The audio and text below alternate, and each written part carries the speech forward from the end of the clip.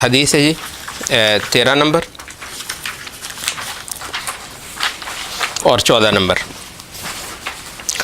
عن البراء بن عازب رضی اللہ عنہما قال امرنا النبی صلی اللہ علیہ وسلم بسبع ونهانا عن سبع امرنا بعیادة المریض واتباع الجنازة وتشميت العاطس وإجابة الداعي ورد السلام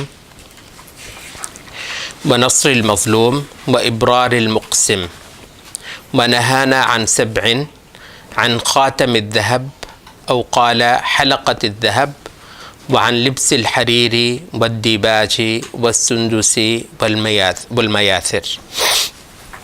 بخاری اور مسلم دونوں کی حدیث ہے. براء ابن عازب رضی اللہ عنہ سے روایت ہے، کہا کہ نبی صلی اللہ علیہ وسلم نے ہمیں حکم فرمایا 7 چیزوں کا. امرنا نبی صلی اللہ علیہ وسلم بسبع، 7 چیزوں کے ساتھ آپ نے ہمیں مامور کیا. ونہانا عن سبع، اور 7 چیزوں سے آپ نے ہمیں منع فرمایا. امرنا بعیادۃ المریض، ہمیں حکم فرمایا نبی صلی اللہ علیہ وسلم نے کہ مریض کی عیادت کیا کریں. واتباع الجنائز، اور جنازے کے پیچھے جایا کریں، یعنی مسلمان فوت ہو جائے تو اس کے پیچھے جا کر اس کا جنازہ پڑھ کے آیا کریں. وتشمیت العاطس، اور چھینکنے والے کو خوشی دلائیں. شمت یشمت ہوتا ہے خوشی دلانا، جو کہ اس کو یرحمک اللہ کہنا جو ہے، لیکن اس کا جو لفظی معنی ہے وہ ہے کسی کو خوشی دلانا. وإجابة الداعی، اور جو دعوت کرے اس کو قبول کرنا، دعوت دینے والے کی دعوت کو قبول کرنا. ورد السلام، اور سلام کا جواب دینا. ونصر المظلوم، اور مظلوم کی نصرت کرنا. وإبرار المقسم، اور قسم اٹھانے والے کی لاج رکھنا. ونہانا عن سبع، اور 7 چیزوں سے ممانعت فرمائی. عن خاتم الذهب، سونے کی انگوٹھی سے.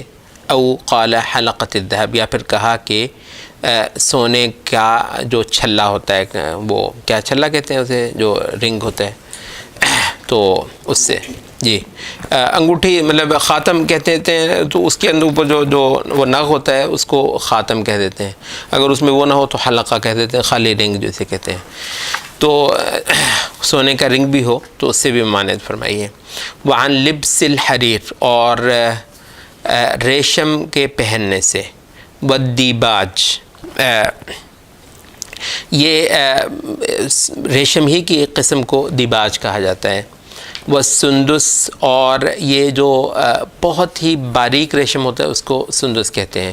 استبرق ایک اور قسم ہے، اگر یہ جو سردیوں میں پہنتے ہیں آپ موٹا ریشم، اس کو استبرق کہتے ہیں، اور جو گرمیوں میں پہنتے ہیں اس کو سندس کہتے ہیں. والمیاثر، اور ریشم کے کجاوے، یہ جو وہ گھوڑے پر آپ کیا رکھتے ہیں، گھوڑے پر یہ زین یا کہ جو کجاوا ہوتا ہے وہ ریشم کا لوگ بناتے تھے اپنا جو ہے وہ تکبر کے لیے یا تعیش کے لیے، تو اس سے آپ نے ممانعت فرمائی. اچھا، یہ 7 چیزیں نبی صلی اللہ علیہ وسلم ان کا باقاعدہ حکم فرماتے ہیں، اور گن کر 7 چیزیں یوں بتائی ہیں کہ گویا یہ بہت ہی اہم ہے. اچھا، ان 7 چیزوں میں آپ کیا دیکھتے ہیں؟ ایک اگر آپ کامن چیز نکالنا چاہیں تو کیا ہے؟ کامن چیزیں نکالنا، 7 چیزیں: مریض کی عیادت کرنا، جنازے کے پیچھے جانا، چھینکنے والے کو یرحمک اللہ کہنا، دعوت دینے والے کی دعوت کو قبول کرنا، سلام کا جواب دینا، مظلوم کی نصرت کرنا، مدد کرنا، اور جو قسم اٹھا لے اس کی لاج رکھنا. ان میں کامن چیز آپ کیا نکالتے ہیں 7 کی 7 چیزوں میں؟ بالکل، بہت صحیح بات ہے. ایک بھرپور قسم کی اسلامی اجتماعی زندگی، بھرپور قسم کی اجتماعی اسلامی زندگی، معاشرہ، ٹھیک ہے. یہ جو ہے مسلمان مسلمان کے ساتھ انٹریکشن، مسلمان کا مسلمان کے ساتھ انٹریکشن، یہ آپ ان 7 چیزوں میں جو کامن ہے بات، جو ایک اسپرٹ ہے وہ آپ نکالتے ہیں. آپ جو بات کی چیزیں ہیں اس میں جو ہے وہ ساری کی ساری چیزوں میں کامن چیز کیا نکالتے ہیں؟ تعیش سے بچ کر رہنا. ٹھیک ہے، وہ ریشم، وہ موٹا ریشم ہے، وہ باریک ریشم ہے، وہ خصوصی ریشم ہے، یا پھر سونے کی جو ہے انگوٹھی یا رنگ جو ہے اس سے بچنا. تو یہ کیا ہے؟ جو تعیش اور مال و دولت کو جو ہے وہ غیر ضروری چیزوں کے اندر صرف کرنا، تو وہ ہے. تو تعیش سے بچنا اور ایک زبردست قسم کی اسلامی اخوت کو پروان چڑھانا. مریض کی عیادت کرنا، یہ اس کی نوبت دیکھیے اس وقت آتی ہے جب آپ بڑی قریب کی زندگی گزارتے ہیں. اب بندے کو حیرانی ہوتی ہے کہ وہ تو زمانہ ہی وہ ہے جب لوگ ویسے ہی بہت زیادہ انٹرلنکڈ ہیں، نہ وہاں پر یہ موبائلز ہیں ابھی، نہ وہاں پر یہ انٹرنیٹ ہے، یا نہ وہاں پر کوئی اور ہے. مطلب نوبت یہاں پر آگئی ہوئی ہے، اللہ رحم کرے، کہ ایک گھر کے اندر لوگ ایک دوسرے کے ساتھ انٹریکشن نہیں کر رہے ہوتے. وہ تصویریں بھی بعض لوگوں نے مطلب تھوڑی سی وہ بنا کر دکھائی ہیں نا کہ آج کا زمانہ یہ ہے. وہ گھر کے اندر جو ہے نا وہ بیٹھے ہیں، وہ باپ اپنا وہ لے کر بیٹھا ہوا ہے، بیٹا اپنا موبائل لے کر بیٹھا ہوا ہے، ماں اپنا وہ لے کر بیٹھی ہوئی ہے، وہ اپنا ٹی وی لے کر بیٹھا ہوا ہے. تو برسوں جو ہے نا آپس میں ہی وہ ہوتے ہیں. بڑی مشکل ہے کہ ایک دوسرے کو تھوڑا بہت جو ہے نا وہ ضرورت کی چیز پوچھ لیں، بتا دیں، اور وہ ہے.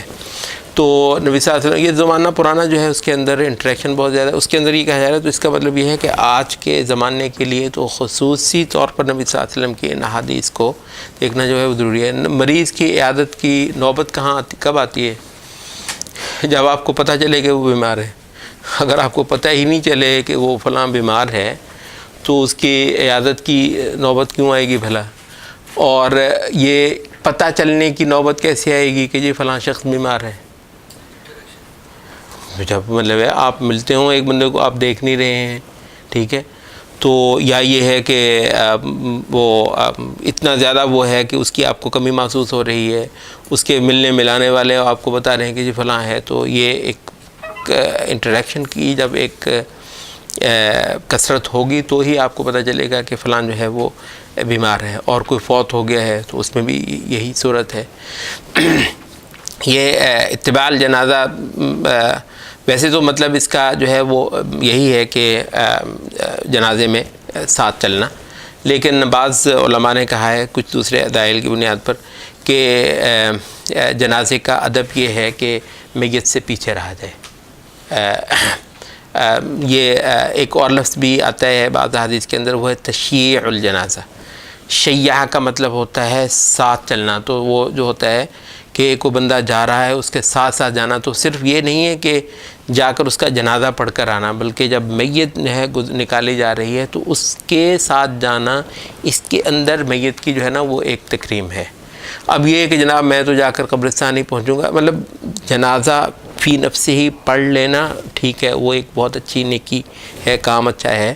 بسا اوقات اس کی نوبت مطلب گنجائش نہیں ہوتی ہے تو آپ سیدھا جا کر وہیں پر پہنچتے ہیں جہاں پر جنازہ کی جگہ ہے، چاہے وہ مسجد کی کوئی جگہ ہے یا کوئی جنازگاہ ہے تو آپ چلیں. لیکن اصل کیا ہے؟ اتباع الجنازہ کیا ہے کہ جنازہ جب اٹھے تو آپ اس کے ساتھ ساتھ چلیں.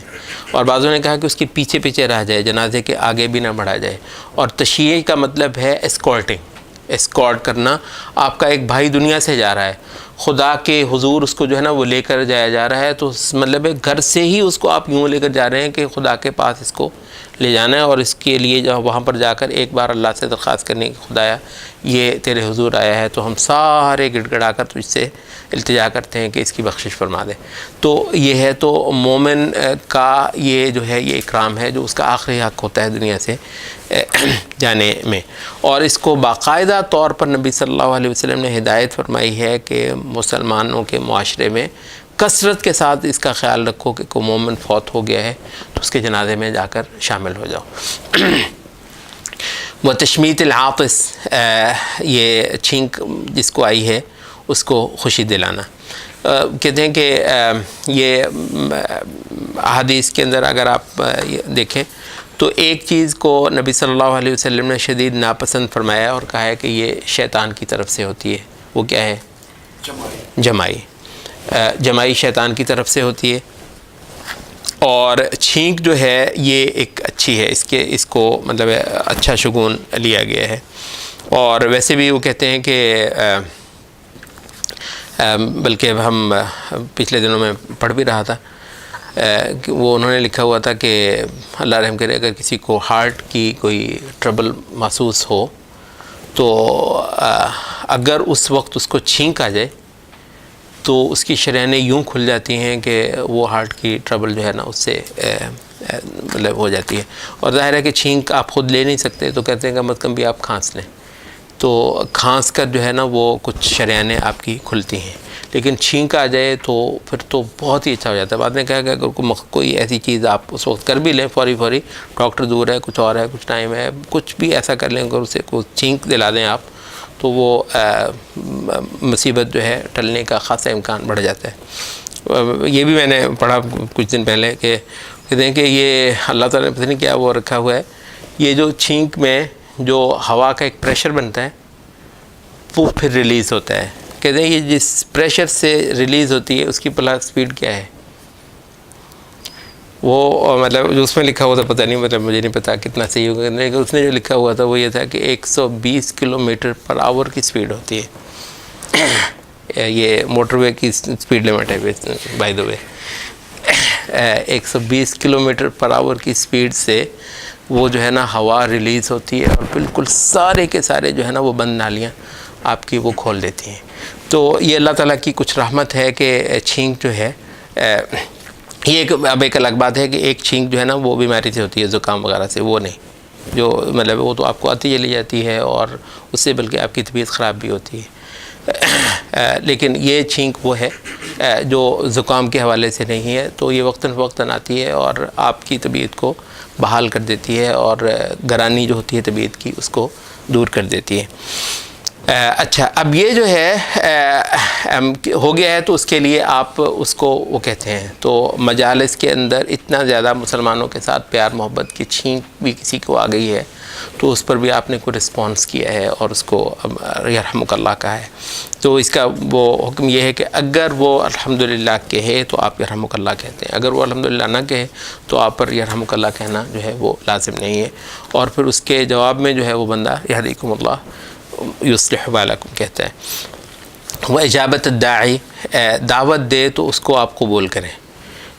یہ اچھا خاصا وہ دیکھا گیا ہے کہ دعوت کو قبول کرنا ہمارے ہاں کم ہی ہوتا ہے کہ کوئی اس کو عبادت سمجھ کے کر رہا ہو.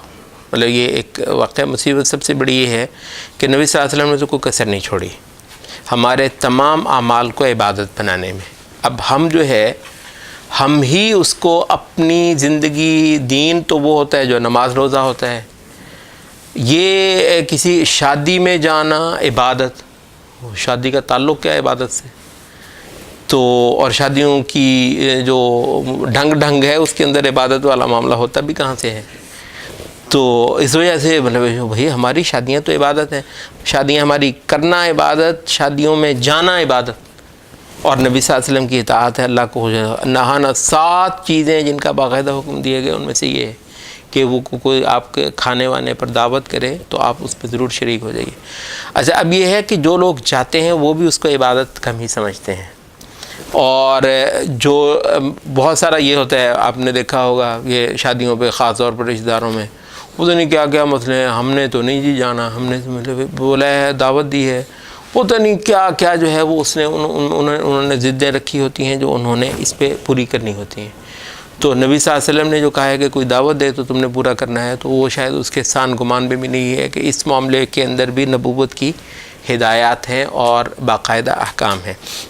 یہ چیز اتنی اہم ہے کہ بے شمار اس پر دلائل جو ہیں اور سلف کے اقوال موجود ہیں، اور ان کا تعامل بھی کہ روزہ رکھا ہوا تھا کسی نے، تو کسی بھائی نے دعوت دی ہے، تو اگر تو اس کو کہا جا سکتا ہو کہ بھائی میرا روزہ ہے، اگر تو نہیں، لیکن بسا اوقات یہ ہوتا ہے کہ اس نے کئی سارے دوستوں کو بلایا ہوا ہے، روز روز تو نہیں ہو سکتا ہے کہ وہ، تو اس نے روزہ توڑ دیا. تو یہ ایک الگ مسئلہ ہے کہ اگر آپ نے ایک روزہ رکھ لیا ہوا تھا تو اس کو توڑا ہے، نفلی روزہ، تو اب اس کو آپ لازماً اس کی جگہ پر بعد میں رکھ لیجئے روزہ، وہ تو ایک الگ مسئلہ ہے. تو اب کسی اور وقت دن روزہ رکھ لے گا، لیکن اس بھائی کی دعوت میں ضرور جائے گا، کیونکہ اس کی دعوت میں جانا، اس کا دل رکھنا، اس کو خوش کرنا، دوستوں کا مل کر جو ہے وہ کھانا کھانا، تو اس کے اندر جو اسلامی محبت اور اسلامی معاشرت اور اسلامی اخوت پنپتی ہے. اور یہ جو ہے نا ید اللہ علی الجماع، اللہ کا ہاتھ ہوتا ہے جماعت پر. جب مسلمان اکٹھے ہوں، مسلمانوں کی محبتیں، مسلمانوں کے آپس میں جو ہے وہ قربتیں ایسی ہیں جس پر خدائی نصرت اترتی ہے، اللہ کی مدد ہوتی ہے، اللہ کا ہاتھ ہوتا ہے اس پر. تو مطلب یہ وہ چیز، تو اس وجہ سے انہوں نے کہا کہ انہوں نے روزے رکھے ہوئے نفلی جو ہیں وہ چھوڑے ہیں اور جا کر اپنے بھائی کے اس میں ہوئے ہیں. اور یہ کھلانا بھی، جہاں تک بندے کی، وہ حضرت علی کا ایک قول ہے، وہ کہتے ہیں کہ اللہ نے اگر مجھے پیسہ دیا ہو تو اس کو صدقہ بھی میں کر دوں، لیکن صدقے سے زیادہ مجھے یہ عزیز ہے کہ میں اپنے دوستوں ساتھیوں کو کھانا کھلاؤں.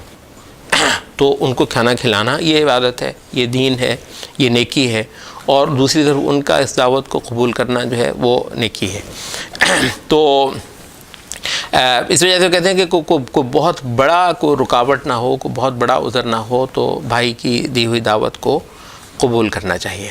اور اس کے اندر نخرے اور تکلفات اور مطلب ایسی کوئی بھی چیز جو ہے وہ نہیں ہونی چاہیے. اور سب سے اہم جو ہے وہ ہے کہ مومن کی دعوت فی نفسہ ہی ہے. مطلب یہ نہیں ہے کہ اس دعوت میں ہے کیا، پکا ہوا کیا ہے. وہ جو مولویوں کے بھی جو لطیفے بنے ہوئے ہیں کہ بھی اگر وہ مرغی ہے تو مطلب ہے تو وہ ہے، اور اگر دال ہے تو وہ پھر 20 ادھر ہیں. اگر اس کو یہ اندازہ ہے کہ اس کے ہاں، تو مطلب یہ بلکہ یہ ہے کہ بلکہ بعض سلف میں سے ایسا آتا ہے کہ اگر ان کو کسی نے بلایا کسی بہت ہلکی پھلکی چیز پر، تو انہوں نے اتنی رغبت سے کھایا کہ اس کا دل نہ ٹوٹے کہ میرے پاس یہی چیز تھی، تو مطلب بٹھانے کے لیے بہت اعلیٰ جگہ نہیں تھی، تو آپ ایسے قسمساتے ہوئے سے بیٹھ رہے ہیں. خدا کا خوف کرو. تو آپ اس کو جو ہے نا وہ محسوس کروا رہے ہیں کہ اچھا چلے میں آ تو گیا ہوں.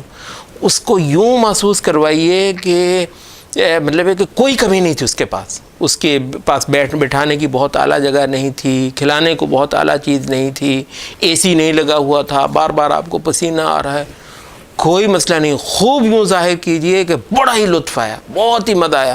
تو کہتے ہیں بہت کھل کے کھانا، رغبت سے کھانا، مطلب ہے بھائی کا دل رکھنا. آپ ذرا یہ کر لیجئے کتنا مطلوب ہے شریعت کو اللہ کے ماننے والوں کی آپس کی محبتیں، ان کی قربتیں کتنی زیادہ جو ہیں وہ عزیز ہیں. اسی باقاعدہ اس کے لیے نبی صلی اللہ علیہ وسلم نے احکام جو ہیں وہ دیے ہیں. ورد السلام، سلام کا جواب دینا. یہ جو سلام کا تبادلہ ہے مسلمان معاشرے میں، ایک تو دعا ہے کہتے ہیں، اور دوسرا یہ کہ مسلمانوں کی پہچان ہے. مسلمانوں کی یہ پہچان ہے کہ مسلمان جب سلام کرتے ہیں تو حتیٰ کہ آپ کو معلوم ہے کہ قریش کے ہاں بھی جو گریٹنگ چلتی تھی وہ اور تھی، وہ انعم صباحاً یا انعم مساءً وہ کہا کرتے تھے. یہ جو السلام علیکم وعلیکم السلام، یہ نبی صلی اللہ علیہ وسلم نے جاری کروایا.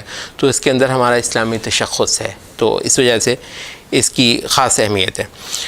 اچھا، مظلوم کی نصرت کرنا، تو یہ جو ہے پڑا ہے جہاں پڑا ہے، اس کے ساتھ ظلم ہوتا ہے، اس کی کیا صورت ہے؟ یہ اس کا حق نہیں مل رہا سرکاری محکموں کے اندر، جائیے جا کر اس کے ساتھ کھڑے ہو جائیے.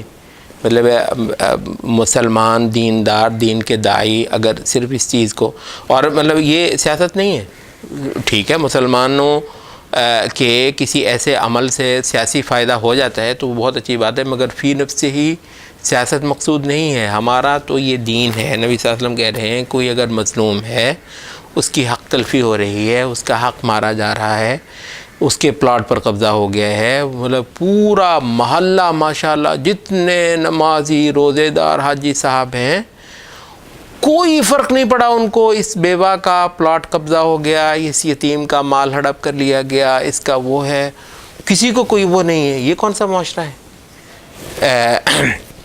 نبی صلی اللہ علیہ وسلم نے اس پر بہت شدید ترین بھی وعیدیں کی ہیں. تو یہ تک کہا ہے کہ ایسا معاشرہ جو ہے وہ اس میں خیر باقی نہیں رہتی جس کے اندر لوگ ظالم کو ظالم نہ کہہ سکتے ہوں.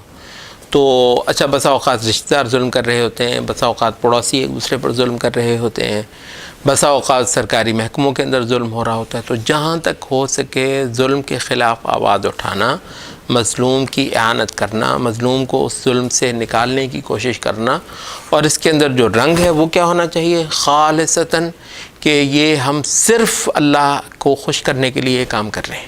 ٹھیک ہے، اس کے اندر ہمیں کوئی تیرے ووٹ کی، تیرے ستائش کی، تیرے لا نريد منکم جزاء ولا شکورا، کوئی ایسی چیز جو ہے وہ نہیں ہونی چاہیے. تو اس میں ایک بے لوثی بھی نظر آنی چاہیے، خالصتاً ایمانی. یہ وہ چیز ہے جو مومن کے وجود سے جب ہوتی ہے تو لوگ واقعتاً پھر کہتے ہیں ہاں یہ ہیں نبوت کی تیار کی ہوئی پروڈکٹس. مطلب یہ ہیں وہ لوگ کہ جن کو کوئی مفاد نہیں چاہیے ہوتا ہے، کیونکہ یہ ایک ایسا میدان ہے جس میں بہت سارے ظالم اپنے کسی مخصوص ایجنڈے کے ساتھ اترتے ہیں.